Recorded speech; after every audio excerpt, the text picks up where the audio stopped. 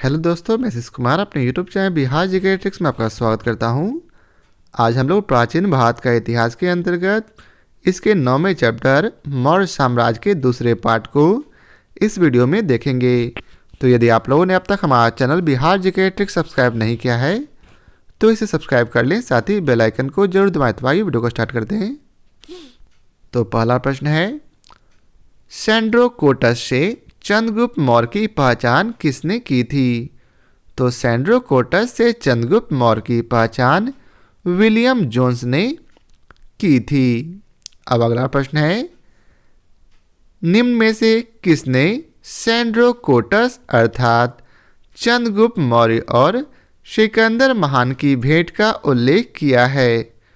तो सैंड्रोकोटस अर्थात चंद्रगुप्त मौर्य और सिकंदर महान की भेंट का उल्लेख जस्टिन ने किया है। अब अगला प्रश्न है, कौटिल्य प्रधानमंत्री थे किनके?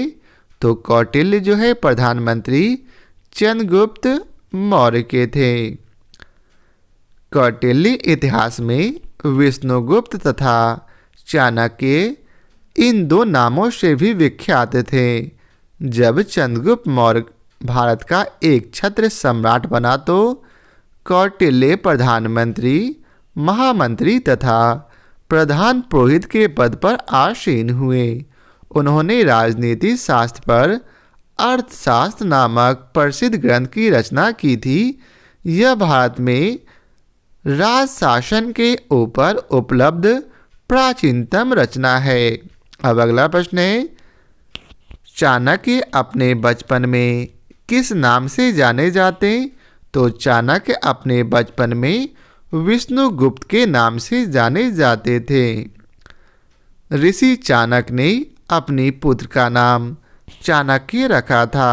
अर्थशास्त्र के लेखक के रूप में इसी पुस्तक में उल्लेखित कौटिल्य तथा एक पद्य खंड में उल्लेखित विष्णुगुप्त नाम की साम्यता चाणक्य से की जाती है। पुराणों में उसे द्विजर्षभ अर्थात श्रेष्ठ ब्राह्मण कहा गया है।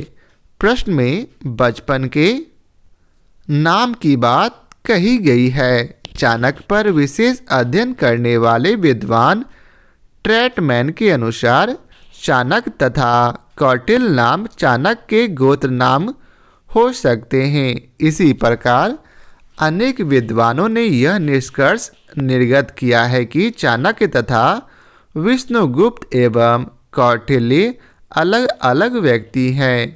आयोग ने इस प्रश्न का उत्तर विष्णुगुप्त अपनी वेबसाइट पर प्रदर्शित किया था। इसके अनुसार उत्तर सी अर्थात विष्णुगुप्त होगा। अब अगला प्रश्न है, चाणक्य का अन्य नाम था? तो चाणक्य का अन्य नाम विष्णुगुप्त था। अब अगला प्रश्न है, कौटिल्य का अर्थशास्त्र है क्या? तो कौटिल्य का अर्थशास्त्र शासन के सिद्धांतों की पुस्तक है। कौटिल्य अर्थात चाणक्य द्वारा मौर्य काल में रचित अर्थशास्त्र शासन के सिद्धांतों की पुस्तक है। इसमें राज्य के सप्तांग सिद्धांत अर्थात राजा, अमात्य, जनपद, दुर्ग, कोष, दंड एवं मित्र की व्याख्या मिलती है। अर्थशास्त्र से तत्कालीन प्रशासन एवं कृषि व्यवस्था की भी विस्तृत जानकारी प्राप्त होती है। अब अगला प्रश्न है, निम्नलिखित में से राज्य के सप्तांग सिद्धांत के अनुसार राज्य का 7वां अंग कौन सा था? तो राज्य का 7वां अंग सप्तांग सिद्धांत के अनुसार मित्र था। सुहृदय अर्थात मित्र राज्य के सप्तांग सिद्धांत के अनुसार राज्य का 7वां अंग है। सुहृदय अर्थात मित्र राज्य के कान है। राज्य के मित्र शांति एवं युद्ध काल दोनों में ही उसकी सहायता करते हैं। इस संबंध में कौटिल्य सहज अर्थात आदर्श तथा कृत्रिम मित्र में भेद करते हैं। सहज मित्र कृत्रिम मित्र से अधिक श्रेष्ठ होता है। जिस राजा के मित्र लोभी, कामी एवं कायर होते हैं, उसका विनाश आवश्यक ही भावी है। अब अगला प्रश्न है, कौटिल्य के अर्थशास्त्र में किस पहलू पर प्रकाश डाला गया? तो कौटिल्य के अर्थशास्त्र में राजनीतिक नीतियों में प्रकाश डाला गया था। कौटिल्य के अर्थशास्त्र द्वारा चंद्रगुप्त मौर्य के शासनकाल की बहुत सी बातों का ज्ञान प्राप्त होता है। यह वस्तुतः ऐतिहासिक ग्रंथ नहीं है, अपितु राजनीतिक शास्त्र का एक अद्वितीय ग्रंथ है। इसमें मुख्यतः राजनीतिक नीतियों पर प्रकाश डाला गया है। अब अगला प्रश्न है, निम्नांकित में से किसकी तुलना मैकियावेली के प्रिंस से की जा सकती है? तो इसका उत्तर है कौटिल्य का अर्थशास्त्र की तुलना मैकियावेली के प्रिंस से की जा सकती है। अर्थशास्त्र राजनीति शास्त्र का एक अद्वितीय ग्रंथ है। इसकी तुलना मैकियावेली के प्रिंस से की जाती है। अब अगला प्रश्न है, किसके शासनकाल में डीमेकस भारत आया था? तो डीमेकस जो है बिंदुसार के शासनकाल में भारत आया था। एस्ट्रेबो के अनुसार सीरिया के राजा एंटियोकस ने डीमेकस नामक अपना एक राजदूत बिंदुसार की राजसभा में भेजा था। यह मेगास्थनीज के स्थान पर आया था। अब अगला प्रश्न है, पाटलिपुत्र में स्थित चंद्रगुप्त का महल मुख्यतः बना है? तो चंद्रगुप्त का महल लकड़ी का बना है। बिहार में पटना अर्थात पाटलिपुत्र के समीप बुलंदी बाग एवं कुम्हरार में की गई खुदाई से मौर्य काल के लकड़ी के विशाल भवनों के अवशेष प्रकाश में आए हैं। इन्हें प्रकाश में लाने का श्रेय स्पूनर महोदय को है। बुलंदी बाग से नगर के परकोटे के अवशेष तथा कुम्हरार से राजप्रसाद के अवशेष प्राप्त हुए हैं। अब अगला प्रश्न है, किस प्राचीन नगर के अवशेष कुम्हरार स्थल से प्राप्त हुए? तो इसका उत्तर है पाटलिपुत्र नगर के अवशेष कुम्हरार स्थल से प्राप्त हुए हैं। अब अगला प्रश्न है, बुलंदी बाग प्राचीन स्थान है? तो बुलंदी बाग प्राचीन स्थान पाटलिपुत्र का है। बुलंदी बाग पाटलिपुत्र का प्राचीन स्थान था। यहाँ से उत्खनन में लकड़ी के विशाल भवनों के अवशेष प्रकाश में आए हैं। इन्हें प्रकाश में लाने का श्रेय स्पूनर महोदय को है। अतः विकल्प बी सही उत्तर है। अब अगला प्रश्न है, निम्नलिखित में से किस मौर्य राजा ने दक्कन की विजय प्राप्त की थी? तो इसका उत्तर है चंद्रगुप्त ने दक्कन की विजय प्राप्त की थी। मौर्य साम्राज्य के संस्थापक चंद्रगुप्त मौर्य ने दक्षिण भारत की विजय प्राप्त की थी। इस संदर्भ में अशोक के अभिलेखों, जैन एवं तमिल साक्ष्यों से जानकारी प्राप्त होती है। दक्षिण भाग के अनेक स्थलों में अशोक के अभिलेख प्राप्त हुए हैं, किंतु अशोक ने एकमात्र कलिंग विजय ही की थी। अतः ऐसी स्थिति में दक्षिण में विजय का श्रेय हमें चंद्रगुप्त मौर्य को ही देना पड़ता है, क्योंकि बिंदुसार की विजय अत्यंत संदिग्ध है एवं इतिहास में उसे एक विजेता के रूप में स्मरण नहीं किया जाता। जैन एवं तमिल साक्ष्य भी चंद्रगुप्त मौर्य की दक्षिण विजय की पुष्टि करते हैं। अब अगला प्रश्न है, मालवा, गुजरात एवं महाराष्ट्र किस शासक ने पहली बार जीता? तो चंद्रगुप्त मौर्य ने पहली बार मालवा, गुजरात एवं महाराष्ट्र को जीता था। राजनैतिक तौर पर समस्त भारत का एकीकरण चंद्रगुप्त मौर्य के नेतृत्व में संभव हुआ था। प्रारंभिक विजयों के फलस्वरूप चंद्रगुप्त का साम्राज्य व्यास नदी से लेकर सिंधु नदी तक के प्रदेश पर हो गया था। रुद्रदामन के अभिलेख से पश्चिम भारत पर उसका अधिकार प्रमाणित होता है। जैन ग्रंथों के अनुसार सौराष्ट्र के साथ साथ अवंती पर भी चंद्रगुप्त मौर्य का अधिकार था। उसकी मृत्यु के समय उसके साम्राज्य का विस्तार पश्चिम में हिंदूकुश पर्वत से, पूर्व में बंगाल की खाड़ी तक तथा उत्तर में हिमालय की श्रृंखलाओं से दक्षिण में मैसूर तक था। अब अगला प्रश्न है, अभिलेख जिसमें यह प्रमाणित होता है कि चंद्रगुप्त का प्रभाव पश्चिम भारत पर था। तो इसका सही उत्तर है रुद्रदामन का जूनागढ़ शिलालेख से यह प्रमाणित होता है कि चंद्रगुप्त का प्रभाव पश्चिम भारत पर था। 150 ईस्वी के रुद्रदामन के जूनागढ़ शिलालेख में आनर्त और सौराष्ट्र प्रदेश में चंद्रगुप्त मौर्य के प्रांतीय राज्यपाल पुष्यगुप्त द्वारा सिंचाई के बांध के निर्माण का उल्लेख मिलता है, जिससे यह सिद्ध होता है कि पश्चिम भारत का यह भाग मौर्य साम्राज्य में शामिल था। अब अगला प्रश्न है, गुजरात चंद्रगुप्त मौर्य के साम्राज्य में सम्मिलित था, यह प्रमाणित होता है तो रुद्रदामन के जूनागढ़ शिला अभिलेख से।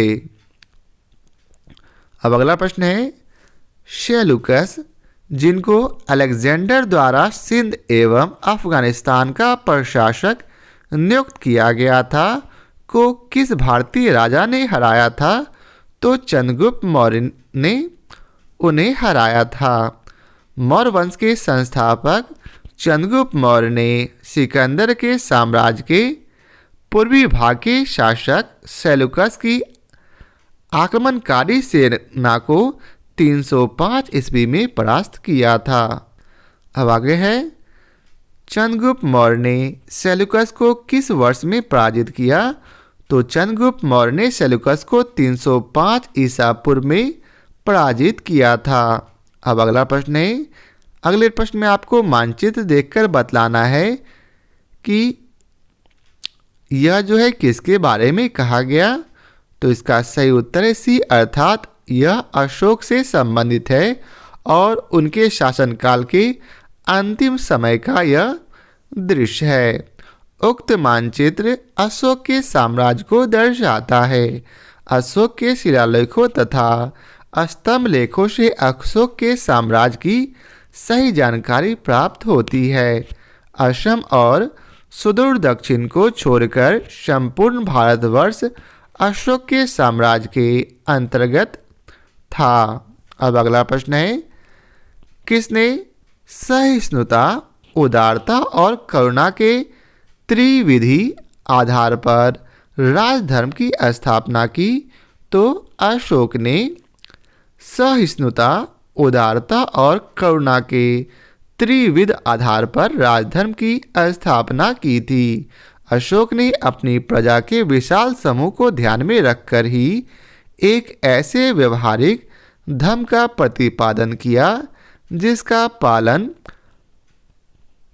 आसानी से सब कर सके।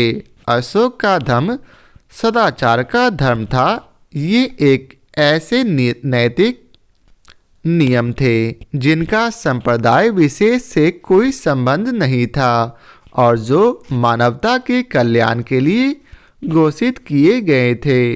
सहिष्णुता, उदारता एवं करुणा उसके त्रिविध आयाम थे। अब अगला प्रश्न है, निम्न में से कौन सा क्षेत्र अशोक के साम्राज्य में सम्मिलित नहीं था? तो इसका उत्तर है श्रीलंका जो है अशोक के साम्राज्य में सम्मिलित नहीं था। श्रीलंका अशोक के साम्राज्य में स्थित नहीं था। अशोक के द्वितीय शिलालेख से स्पष्ट होता है कि भारत में अशोक का अधिकार चोल, पांड्य, सत्यपुत्र, केरलपुत्र एवं ताम्रपनी अर्थात श्रीलंका को छोड़कर सर्वत्र था, क्योंकि इन राज्यों को प्रयत्न या सीमावर्ती राज्य कहा गया है। अब अगला प्रश्न है, अशोक के निम्नलिखित अभिलेखों में से किसमें दक्षिण भारतीय राज्यों का उल्लेख हुआ? तो इसका उत्तर है द्वितीय मुख्य शिलालेख में। अशोक के अभिलेखों को 3 वर्गों में विभाजित किया गया है। पहला शिलालेख में, दूसरा स्तंभ लेख में और तीसरा गुहा लेख में। अशोक के द्वितीय बृहद शिलालेख में चोल, पांड्य, क्षत्रिय पुत्र, केरल पुत्र आदि दक्षिण भारतीय राज्यों का उल्लेख मिलता है। अब अगला प्रश्न है, भारत का प्रथम अस्पताल एवं औषधि बाग निर्माण करवाया था? तो अशोक ने। सम्राट अशोक युद्ध के लिए इतना प्रसिद्ध नहीं हुआ जितना एकदम जीतना एवं लोकोपकारी कार्यों से प्रसिद्ध हुआ। वह न केवल मानव वरन संपूर्ण प्राणी जगत के प्रति उदारता का दृष्टिकोण रखता था। इसी कारण उसने पशु पक्षियों के वध पर प्रतिबंध लगा दिया। अशोक ने लोकहित के लिए छायादार वृक्ष, धर्मशालाएं बनवाई तथा कुएं भी खुदवाए। अशोक ने ही अपने शासनकाल में मनुष्य व पशुओं के लिए उपयोगी औषधियों हेतु प्रथम अस्पताल एवं औषधि बागों का निर्माण करवाया था। अब अगला प्रश्न है, अशोक ने बौद्ध होते हुए भी हिंदू धर्म में आस्था नहीं छोड़ी। इसका प्रमाण कहाँ से मिलता? तो उनकी उपाधि देवनाम प्रिय से। अशोक 269 ईस्वी पूर्व के लगभग मगध के राज सिंहासन पर बैठा। उसके अभिलेखों में सर्वत्र उसे देवनाम प्रिय अर्थात देवनाम प्रियदर्शी कहा गया है, जिसका अर्थ है देवताओं का प्रिय या देखने में सुंदर। इससे उसकी हिंदू धर्म में आस्था के संकेत मिलते हैं। अब अगला प्रश्न है, निम्नलिखित में से किस स्रोत में अशोक के राजकाल में तृतीय बौद्ध समिति होने का उल्लेख मिलता है? तो इसका सही उत्तर है बी अर्थात दीपवंश और महावंश में। सिंहली अनुश्रुतियों दीपवंश तथा महावंश के अनुसार अशोक के राजकाल में पाटलिपुत्र में बौद्ध धर्म की तृतीय संगति हुई थी। इसकी अध्यक्षता मोगली पुत्र तिस नामक प्रसिद्ध बौद्ध भिक्षु ने की थी। अब अगला प्रश्न है, अशोक के शासनकाल में बौद्ध सभा किस नगर में आयोजित की गई थी? तो पाटलिपुत्र में अशोक के शासनकाल में बौद्ध सभा आयोजित की गई थी। अब अगला प्रश्न है, निम्नलिखित मौर्य शासक बौद्ध धर्म के अनुयायी थे? तो इसका सही उत्तर है डी अर्थात अशोक और दशरथ। ये दोनों जो थे बौद्ध धर्म के अनुयायी थे, बाकी ये दोनों जैन धर्म के अनुयायी। मौर्य शासकों अशोक और उसका पौत्र दशरथ बौद्ध धर्म के अनुयायी थे। दशरथ भी अशोक की तरह देवनाम प्रिय की उपाधि धारण करता था। अब अगला प्रश्न है, रज्जुक थे? तो रज्जुक जो है मौर्य शासन में अधिकारी थे। अशोक के अभिलेखों में रज्जुक नामक अधिकारी का उल्लेख मिलता है। अपने चौथे स्तंभ लेख में अशोक रज्जुकों में पूर्ण विश्वास प्रकट करता हुआ कहता है, जिस प्रकार माता पिता योग्य धात्री के हाथों में बच्चों को सौंपकर आश्वस्त हो जाते हैं, उसी प्रकार मैंने ग्रामीण जनता के सुख के लिए रज्जुकों की नियुक्ति की है। रज्जुकों की स्थिति आधुनिक जिलाधिकारी जैसे थी, जिसे राजस्व तथा न्याय दोनों क्षेत्र में अधिकार प्राप्त थे। अब अगला प्रश्न है, सार्थवाह किसे कहते हैं? तो सार्थवाह व्यापारियों के काफिले को कहते हैं। मौर्य काल में व्यापारिक काफिलों को सार्थवाह की संज्ञा दी गई थी। इसका उल्लेख कौटिल्यकृत अर्थशास्त्र से भी प्राप्त होता है। अब अगला प्रश्न है, निम्नलिखित में से कौन सा अधिकारी मौर्य प्रशासन का भाग नहीं था? तो इसका उत्तर है ए, अग्रहारिक जो है मौर्य प्रशासन का भाग नहीं था। अशोक के लेखों में उसके प्रशासन के कुछ महत्वपूर्ण पदाधिकारियों के नाम मिलते हैं। अशोक के तृतीय शिलालेख में 3 पदाधिकारियों के नाम मिलते हैं। ये 3 पदाधिकारी हैं।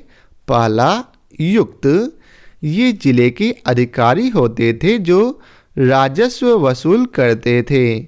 वहीं दूसरा रज्जुक, ये पहले केवल राजस्व विभाग का ही कार्य करते थे, किंतु बाद में उन्हें न्यायिक अधिकार भी प्रदान किए गए थे। और तीसरा है प्रादेशिक, यह मंडल का प्रधान अधिकारी था। यह वर्तमान में संभागीय आयुक्त की तरह था। इसे न्याय का भी कार्य करना पड़ता था। अब अगला प्रश्न है, सारनाथ स्तंभ का निर्माण किया था किसने? तो अशोक ने। सारनाथ स्तंभ का निर्माण अशोक ने करवाया था। इस स्तंभ के शीर्ष पर सिंह की आकृति बनी है जो शक्ति का प्रतीक है। इस प्रतिकृति को भारत सरकार ने अपने प्रतीक चिन्ह के रूप में लिया है। ये स्तंभ मौर्ययुगीन वास्तुकला के सबसे अच्छे उदाहरण है। मौर्ययुगीन सभी स्तंभ चुनार के बलुए पत्थर से निर्मित है। अब अगला प्रश्न है, निम्नलिखित में से किसे सर्वश्रेष्ठ स्तूप मानते हैं? तो इसका उत्तर है सांची स्तूप को सर्वश्रेष्ठ स्तूप माना जाता है। स्थापत्य कला के दृष्टिकोण से सांची के स्तूप को सर्वश्रेष्ठ माना गया है। सांची मध्य प्रदेश के रायसेन जिले में स्थित है। इसका निर्माण अशोक ने कराया था। इस स्तूप का आरंभिक काल 3री शताब्दी ईसा पूर्व था। अतः विकल्प सी सही उत्तर है, जबकि भरूच का स्तूप मध्य प्रदेश के सतना जिले में स्थित है, जिसकी तिथि 2री शताब्दी ईसा पूर्व के लगभग है। सांची तथा भरूच के स्तूपों की खोज अलेक्जेंडर कनिंघम ने की थी। अमरावती का स्तूप आंध्र प्रदेश के गुंटूर जिले में कृष्णा नदी के दाहिने तट पर स्थित है। कर्नल कॉलिंग मैकेंजी ने 1797 ईस्वी में इस स्तूप का पता लगाया था। सारनाथ का धमेख स्तूप गुप्तकालीन है, जो बिना आधार के समतल भूमि पर बनाया गया है। अब अगला प्रश्न है, सांची का स्तूप किस शासक ने बनाया था? तो सांची का स्तूप जो है अशोक ने बनवाया था। नेक्स्ट प्रश्न है, सांची का स्तूप किसने बनवाया? तो अभी हम लोगों ने पढ़ा अशोक ने। अब अगले प्रश्न में आपको मिलान करना है, तो आप लोग प्रश्न को ध्यानपूर्वक पढ़कर उसका मिलान कर ले। यदि आपको और समय चाहिए तो वीडियो को पॉज कर ले। अब आइए चलते हैं, इसके कूट को देखते हैं। तो इसका सही कूट है सी। अब आइए चलते हैं, इसके विस्तार को जानते हैं। कौशाम्बी में कौन सा स्मारक है? तो घोषिताराम मठ। वहीं कुशीनगर में राणाभर स्तूप है। सारनाथ में धमेख स्तूप और श्रावस्ती में सहेत महेत स्तूप है। अब अगला प्रश्न है,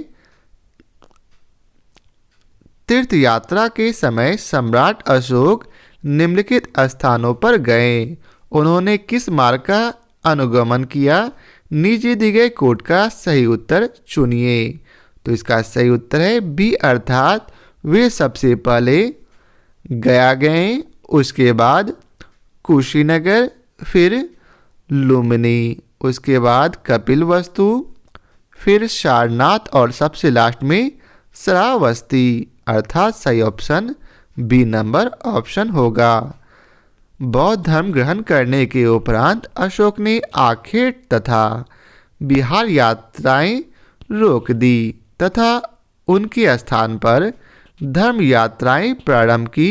वह महात्मा बुद्ध के चरण चिन्हों से पवित्र हुए स्थानों में गया तथा उसकी पूजा की। सर्वप्रथम उसने बोध गया की यात्रा की थी।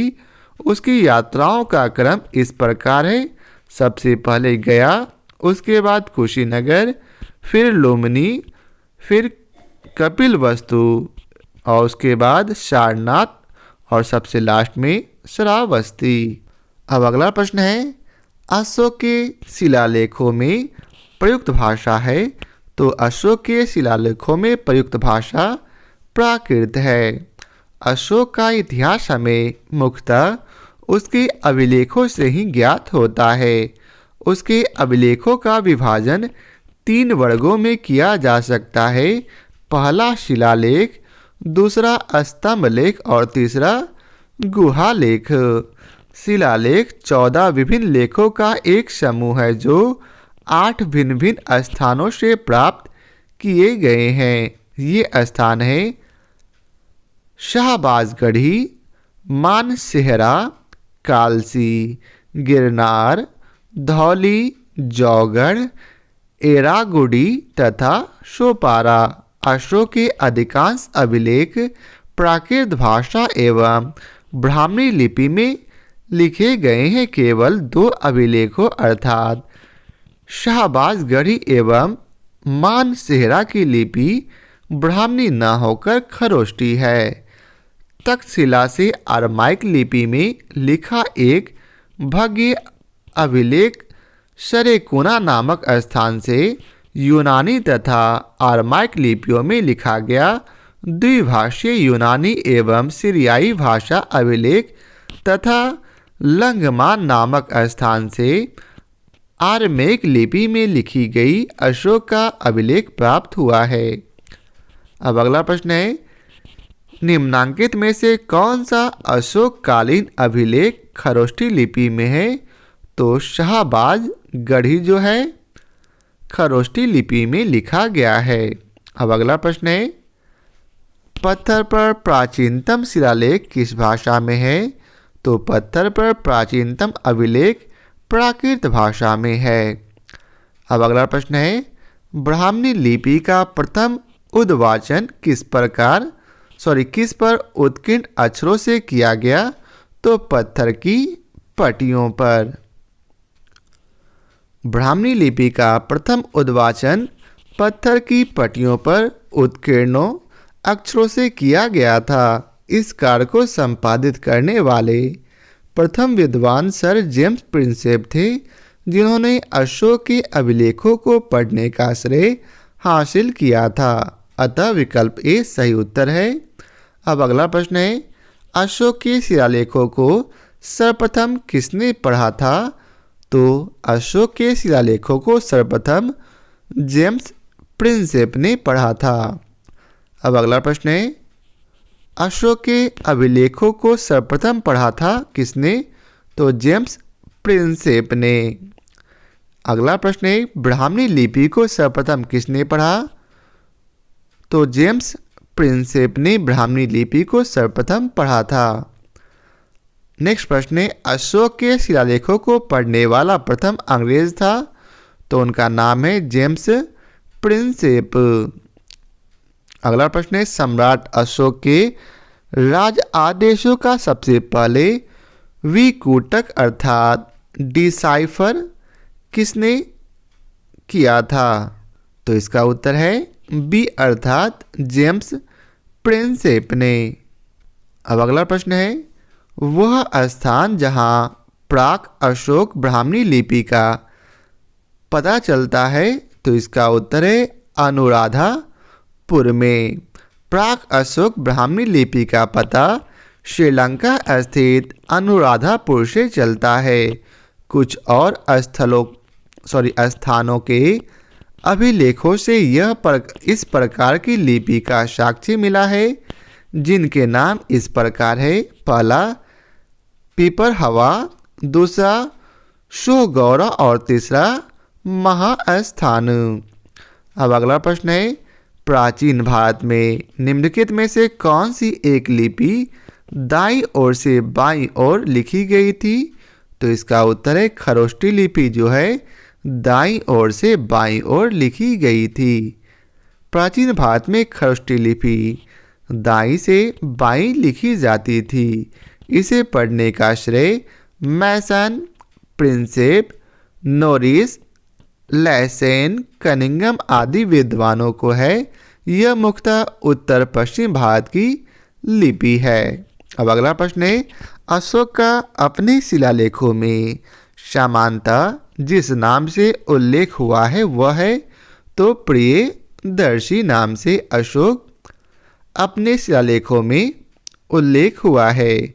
अशोक के अभिलेखों में सर्वत्र उसे देवा नाम प्रियदर्शी अर्थात देवताओं का प्रिय अथवा देखने में सुंदर देवनाम प्रियदर्शी तथा राजा आदि की उपाधियों से संबोधित किया गया है।